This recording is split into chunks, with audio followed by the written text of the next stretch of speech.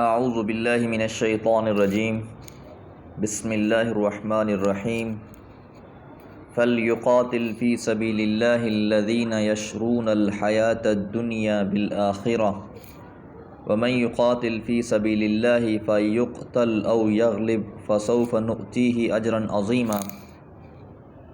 سورۃ النساء آیت نمبر 74۔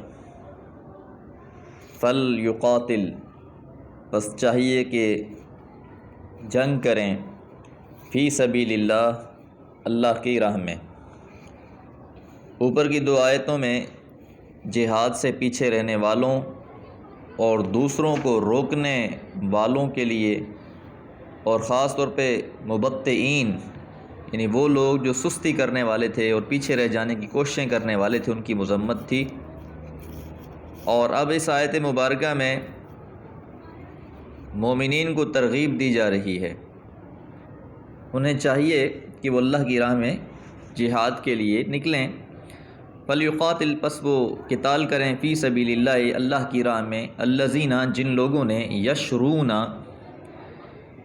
بیچ دیتے ہیں، الحیات الدنیا، دنیا کی زندگی کو، بالآخرت، آخرت کے بدلے میں۔ لفظ شرا یشری یہاں بیچنے کے معنی میں آیا ہے، جس طرح سورہ یوسف میں بھی ہے، وَشَرَوْهُ بِثَمَنٍ بَخْسٍ دَرَاهِمَ مَعْدُودَةٍ وَكَانُوا فِيهِ مِنَ الزَّاهِدِينَ، کہ انہوں نے بیچ دیا یوسف علیہ السلام کو انتہائی حقیر قیمت میں، یعنی چند درہموں کے بدلے میں، اور وہ اس کی قدر سے ناآشنا تھے۔ تو بیچنا اور خریدنے کے معنی میں بھی یہ لفظ استعمال ہوتا ہے، بہرحال دونوں معنی میں۔ تو یہاں بیچنا ہے کہ الذین، جن لوگوں نے، یشرون الحیات الدنیا، بیچ دیا دنیا کی زندگی کو، بالآخرت، آخرت کے بدلے میں۔ یعنی وہ لوگ اپنی زندگی کا سودا کر لیتے ہیں، اور سودا کیسا کہ اس دنیا کی زندگی کو اپنے رب کی مرضی کے مطابق گزار دیتے ہیں، اور جو اللہ تعالیٰ کے احکامات ہیں، چاہے امن کی صورت ہے چاہے جنگ کی صورت ہے، ہر صورت حال میں وہ اللہ تعالیٰ کی بندگی اور اس کی فرما برداری کرنے والے ہیں۔ اللہ تعالیٰ ویسے قرآن مجید میں ایک اور جگہ پہ بہت خوبصورت انداز میں یہ بات ارشاد فرماتے ہیں کہ اللہ تعالیٰ نے مومنوں سے ان کی جان اور ان کا مال خرید لیا ہے، اور بدلے میں ان کو جنت عطا فرما دی ہے۔ تو ان لوگوں نے، یہ جو لوگ ہیں مومن لوگ جو اللہ کی راہ میں نکلنے والے ہیں، جہاد کرنے والے ہیں، تو یہاں پر ان کی بھی فضیلت بیان کی کہ ان لوگوں نے دنیا کی زندگی کو ترجیح نہیں دی، بلکہ ان کا مقصد جو ہے وہ آخرت کی زندگی ہے۔ وَمَن يُقَاتِلْ، اور جو بھی قتال کرے گا، جنگ کے لیے نکلے گا، فی سبیل اللہ، اللہ کی راہ میں، یعنی اپنے نفس کے لیے نہیں بلکہ اللہ کی راہ کے لیے۔ کیونکہ نبی مہربان صلی اللہ علیہ وسلم سے پوچھا گیا کہ ایک شخص اپنے قوم قبیلے کے لیے لڑتا ہے، کیا وہ مجاہد ہے؟ آپ نے فرمایا نہیں۔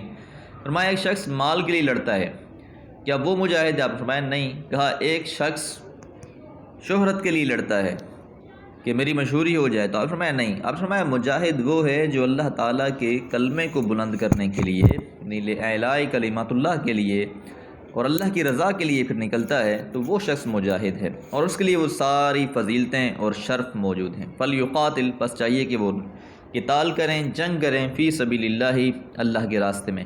فیقتل، پس وہ قتل کر دیے جائیں گے، او یغلب، یا وہ غالب آ جائیں گے۔ کیونکہ دو ہی صورتیں ہیں جب بھی آپ جنگ میں نکلیں گے، یا تو پھر اللہ تعالیٰ کی راہ میں شہادت کا وہ عظیم مرتبہ انسان پا لیتا ہے جس کی تمنا پیغمبروں نے بھی کی اور جس کے لیے فضیلتیں بے شمار بیان کی گئیں۔ اب اللہ کی راہ میں جنگ کے دو ہی نتیجے ہو سکتے ہیں، یا تو وہ شہادت یا فتح یاب، اور مسلمانوں کے حق میں دونوں ہی بہتر ہیں، کیونکہ دونوں ہی اللہ تعالیٰ کی طرف سے اجر عظیم کا وعدہ کیا گیا ہے دونوں کی صورت میں۔ جس طرح اللہ تعالیٰ ارشاد فرماتے ہیں، قُلْ هَلْ تَرَبَّصُونَ بِنَا إِحْدَى الْحُسْنَيَيْنِ، کہہ دو کہ تم ہمارے بارے میں دو چیزوں میں سے سوا کس کا انتظار کرتے ہو؟